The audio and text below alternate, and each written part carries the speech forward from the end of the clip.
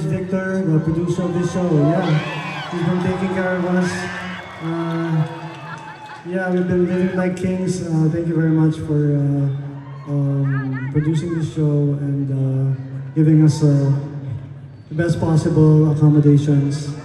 Yeah, salamat din sa gitara. Salamat sa mga gitara.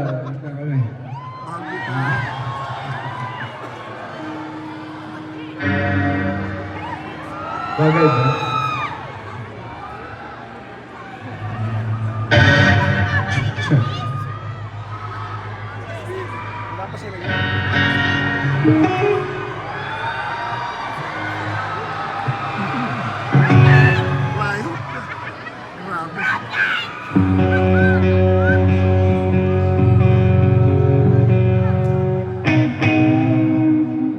Okay, Gus, banatan mo nga.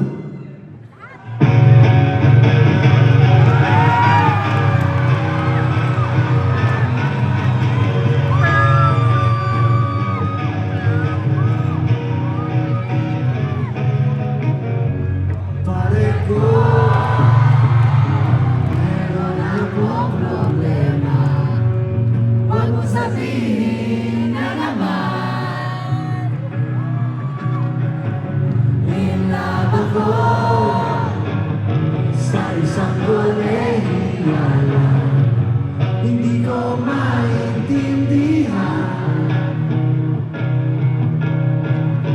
Wala natiidaan sa mabuting usapan. Lalo na madadagdagan ang sakit ng ulo at bumil sa tiyan.